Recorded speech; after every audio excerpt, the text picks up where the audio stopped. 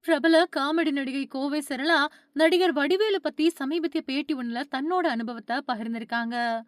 Tamil cinema உலகத்துல அசைக்க முடியாத ஒரு காமெடி நடிகர் இருப்பாரு அப்படின்னா அது நடிகர் வடிவேலு அப்படின்னு சொல்லலாம்.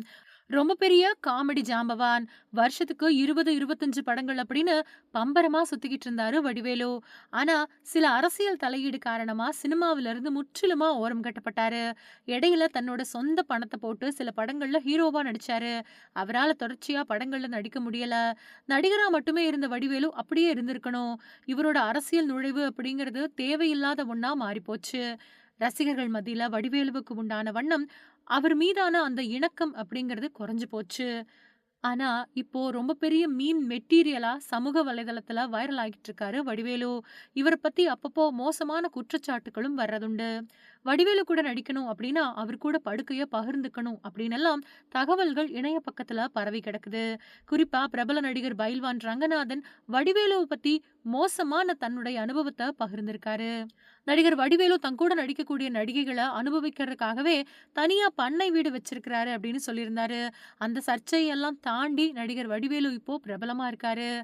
இந்த நிலையில பிரபல நடிகை கோவை சரளா வடிவேலு பத்தி தன்னுடைய பார்வைய பதிவு பண்ணியிருக்காங்க. பல்வேறு திரைப்படங்கள்ல நடிகர் வடிவேலு கூட காமெடி நடிகையாவும், அவருக்கு ஜோடியாவும் நடிச்சு கலக்கியிருக்காங்க நடிகை கோவை சரளா. அவங்க என்ன சொன்னாங்க அப்படின்னா, "வடிவேலு பத்தி என்னென்னமோ தகவல்கள் இணையத்துல வைரல் ஆகுது. அத பத்தியெல்லாம் எனக்கு தெரியாது. நான் சொல்லக்கூடிய இந்த மேட்டர் மட்டும் 100% உண்மை. அவர் கூட ஒரு காமெடி காட்சியில நடிக்கணும் அப்படின்னா, கண்டிப்பா அந்த காட்சிக்கு ஒத்திகை பார்க்கணும்.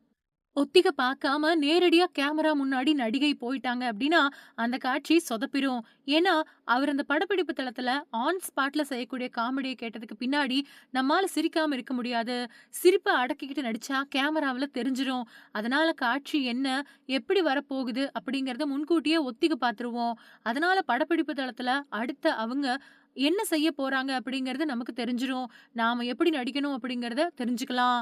ஒருவேள ஒத்திக பார்க்காம போகும்போது, ஆன் ஸ்பாட்ல குபீர்னு சிரிச்சுருவோம். காட்சி சொதப்பிரும். அதனால கண்டிப்பா ஒத்திகை பார்க்க தான் வேணும். இப்படி ஒத்திகை பார்க்காம நடிச்சு பல டேக்குகள் வாங்கி கூட சில காட்சிகள் எல்லாம் படமாக்கப்பட்டிருக்கு. அப்போ எல்லாம் நரக வேதனையா இருக்கும். அந்த அளவுக்கு ஷூட்டிங் ஸ்பாட் அதிரும். அந்த அளவுக்கு அவரோட டைமிங் காமெடிகள் இருக்கும். ஒரு டேக்ல ஒரு டயலாக் சொல்லுவாரு. அடுத்த டேக்லயும் அதத்தான் சொல்லுவாரு அப்படின்னு எதிர்பார்ப்போம். ஆனா அங்க புதுசா ஏதாவது ஒண்ணு சொல்லிடுவாரு. குபீர்னு சிரிப்பு வந்துரும். இன்னும் குறிப்பா சொல்லப்போனா சண்டை காட்சிகள். ஏன்னா, படங்கள்ல எனக்கும் வடிவேலுவுக்கும் கை கலப்பு ஏற்படுறது மாதிரியும், சண்டை வர்றது மாதிரியும் நெறைய காட்சிகள் இருக்கும். அந்த காட்சிகள் எல்லாம் நாங்க முறையா ஒத்திக பார்ப்போம். ஏன் அப்டின்னா, நான் ஒரு பக்கம் அடிக்க போயி, அவரு ஒரு பக்கம் திரும்பிட்டாரு அப்டின்னா, அது வெல்லங்கமாயிரும்.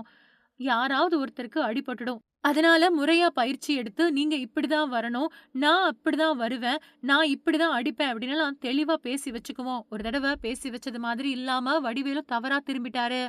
அதனால அவரோட வயித்துல கடுமையா அடிபட்டுருச்சு. நல்லா உதைச்சுட்டேன். நான் உதைக்கிற நேரத்துல அவர் ஒரு பக்கம் திரும்பணும். ஆனா வேற பக்கம் திரும்பினதுனால அவரோட வயித்துல அடிபட்டுருச்சு. அதனால வலியால துடிச்சாரு. அதுக்கு பின்னாடி நானும் அவர்கிட்ட மன்னிப்பு கேட்டேன். சரிம்மா ஒண்ணும் பிரச்சனை இல்ல. நான் தான் தப்பா திரும்பிட்டேன். ஒண்ணும் இல்ல சரியாயிரும் விடு அப்படின்னு சொன்னாரு அப்படின்னு சொல்லியிருக்காங்க நடிகை கோவை சரளா.